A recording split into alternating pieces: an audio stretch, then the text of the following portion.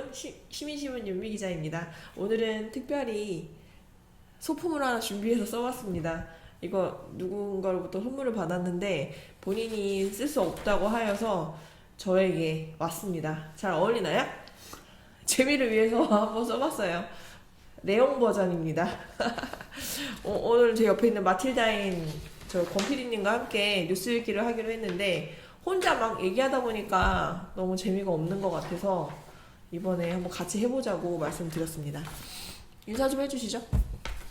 네, 안녕하세요. 반갑습니다. 권영일 PD입니다. 저 준비한 뉴스 읽기를 시작하겠습니다. 이번 주 뉴스는 저희 총 5건의 뉴스를 준비를 했는데 첫 번째는 화성도시공사의 감사 결과 기사를 준비를 했습니다. 그 화성시에서 화성도시공사 이렇게 종합 정기 감사를 실시를 하는데 감사 결과가 이제 홈페이지에 떠서 저희가 분석해서 기사를 좀 썼는데 총 48건이 적발이 됐고 회수된 비용은 3천만 원 정도 되고요. 좀 용역을 분할 계약했던 부분이 좀 부적정한 부분으로 지적되기도 했습니다.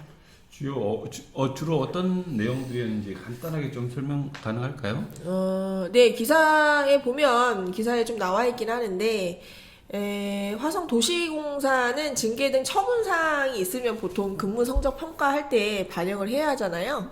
그 부분 안 했던 부분, 법인카드 사용 부적정, 특수 업무수당 지급 부적정, 협상에 의한 계약 업무 소홀, 제한 경쟁, 입찰, 참가 자격 및 평가 기준 금액 공고 부적정, 뭐 이런 식으로 좀 다수 여러 가지가 나왔는데, 그렇습니다. 그런데 네네. 감사관에게 제가 전화를 해서 이게 어느 정도 수위냐, 이 내용 같은 게 좀 뭐 일반적인 부분이냐, 이렇게 얘기를 물어봤더니, 종합감사 결과 특별히 문제되는 부분은 크게 없었다. 다만, 사례를 공유하기 위해 좀 꼼꼼히 들여다봐서 지적 건수가 많이 나온 게 있다라고 하고, 실제로 감사에서 이제 이게 좀 중하다, 엄중하다, 이러면 뭐 징계가 일단 들어가거든요. 근데 징계 부분은 없었다는 부분이 좀 보이기도 합니다.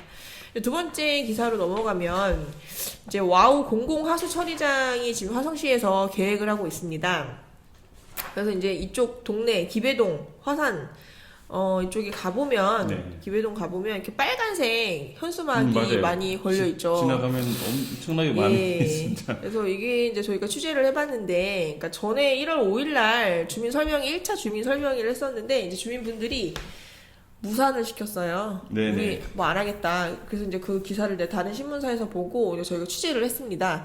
봤더니 이게 뭐 적법하지 않게 운영이 되는지 일단 그게 궁금했었고, 이게 진행되기 위해서 주민 공청회나 사전 의견 첨취가 필요한 부분인지 이런 게 필요해서 이제 저희가 직접 취재를 해서 이제 얘기를 들어봤는데, 결론적으로 얘기를 하면은 이거는 주민 공청회를 하지 않아도 되는 사안이고, 그리고 환경 기초시설이기 때문에 일단 기본적으로 픽스가 돼야 하는 사안이라고 하더라고, 하수도법에 따라서. 규모도 작고 그래서. 다만 이게 이제 10만 톤 이상, 1처리할 수 있는 10만 톤 이상이 되게 되면 대규모 환경 영향 평가를 실시를 해야 되고, 그때는 이제 주민 공청회나 주민 의견을 반드시 받아야 되는데, 이 시설은 2만 1,000톤이에요. 그래서 이거는 소규모 환경 영향 평가로 가름을 하고, 그럴 때 이제 주민 공청회나 이런 거는 의무사항이 아닌데, 화성시에서는 이제 행정의 의무로, 행정 서비스 차원에서 이제 다만 주민들의 반대 의견을 충분히 듣고 어떤 걸 요구하시는지 수렴을 해서 이거를 이제 반영할 계획이고, 조금 긍정적인 부분이라고 보여지는 부분은 이제 완전 지하화예요. 그래서 이제 뭐 냄새나 요즘에는 거의 지하화하는 추세이니 이런 게 좀 잘 협의가 돼서 좀 어차피 필요한 시설이니까 긍정적으로 좀 됐으면 좋겠다라는 뭐 생각을 해봅니다. 자, 세 번째 어떤 내용이죠? 이거는 난방비 폭탄이라고 지금 뉴스 엄청 많이 됐죠. 많이 나오셨나요? 저희 시민신문도 좀 나왔죠. 전기세가 저번 달 대비 뭐 14만 원 정도 더 나왔는데, 관리비가. 그래서 화성시에서 저소득층을 대상으로 긴급 난방비를 10만 원 정도 지원하겠다고 이렇게 얘기를 했습니다. 그래서 10만 원씩. 근데 이 부분은 이제 중앙에서 하는 뭐 에너지 바우처 지원금이나 경기도의 긴급 지원 대책이랑 별개로 화성시 자체 예산 13억 원 정도가 투입이 돼서 이제 긴급하게 투입이 되는 거고 그렇습니다. 화성시가 좀 그래도 예산이 좀 네. 재정이 좀 여유로워서 이런 게 좀 되고 있는 것 같습니다. 이게 언제 정도에 그러면 지급되는지 알 수 예, 있어요? 저 기사에 따르면 이제 2월 중 지급할 예정이고 관내 기초생활수급자 및 차상위 계층이 한 13,000가구 정도 있다고 네. 합니다. 그래서 이제 그 대상으로 지급이 된다고 합니다. 좀 도움이 됐으면 좋겠네요. 네, 이제 다음 네 번째 기사는 조금 되게 예민한 부분이기도 한데 좀 네, 예, 그렇지만 심각하게 좀 생각해야 될 부분 같아요.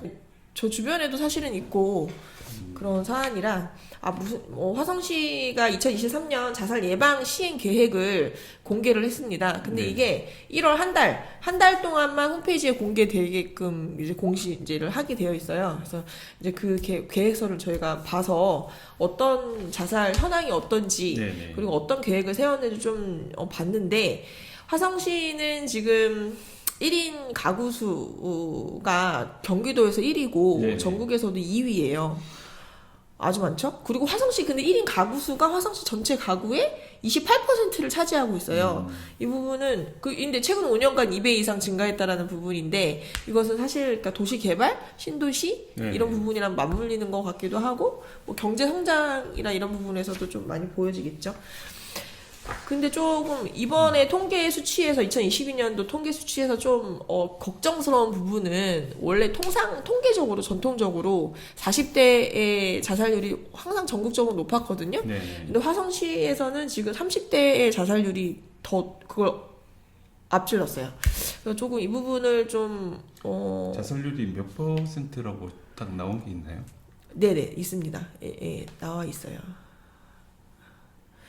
나와 있고 이제 그 부분에 이제 기사 하단 부분에 보면은 제가 이제 기사 이제 적시를 했는데 근데 이 부분이 뭐 이렇게 지역이나 지역의 특색 뭐 이렇게 부분에서 좀 안 좋아질 수가 있으니까 네네. 이제 기사에 쓸 때도 좀 되게 좀 조심스러운 부분이 부분들이 있는데 있죠. 네. 그래서 이제 정책적인 부분에서 좀 어떻게 화성에서 이 계획을 세웠는지를 보면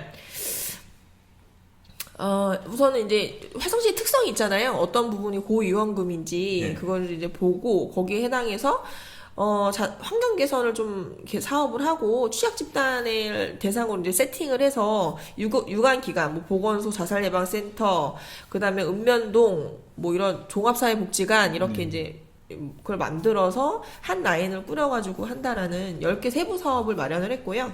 여기에 대한 예산은 7억 9억 국도비 포함해서 한 7억 8천여만 원을 정도로 측정을 했습니다. 네. 예, 뭐 자세한 거는 좀 저희 기사를 보시면 될 것 같습니다. 그리고 저희 이번에 이제 좀 있으면 5번째 기사인데요.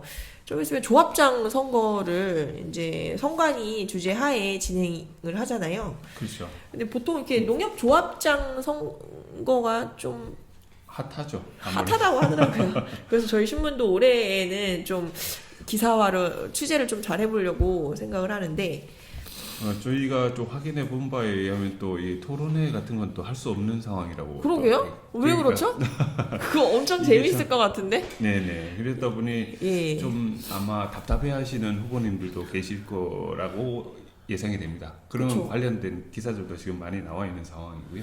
예, 만약에 토론회가 가능하다 하면 저희 신문이 사비를 털어서라도 조합장님들 후보분들 모시고 좀 어떤 뭐 공약, 어떤 포부 이런 걸 좀 듣고 싶었는데 불가능하다고요? 인터뷰는 가능하다고 합니다. 그래서 공약이나 이런 거 예. 소개 정도까지는 가능하다고 하니까 저희가 한번 시도는 해볼 예정입니다. 네네. 그래서 이제 2월 1일 날 선관위에서 오늘이죠. 수요일 날 정남면 행정복지센터에서 입후보 예정자들을 위한 안내 설명회를 연다고 해서 일단 PD님 거기 가실 예정이시죠? 예, 그렇습니다. 그렇습니다. 그래서 기사에는 이렇게 준비를 했고 저희 이제 유튜브 컨텐츠를 네. 좀 말씀을 좀 드리고 싶은 부분이 있어서 소개할 만한 게 뭐가 있을까요?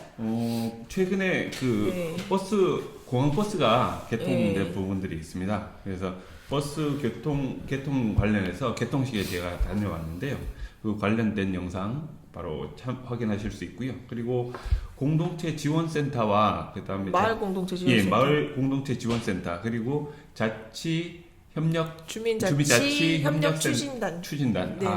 이름이 좀 어렵습니다. 네네, 어렵습니다. 어쨌든 그 관련해서 지금 개소식이 1월 30일에 있었습니다. 그래서 그 관련한 내용도 생방송으로 저희가 방송이 됐으니까 관련하신 분들은 찾아서 한번 보시면 좋을 것 같습니다.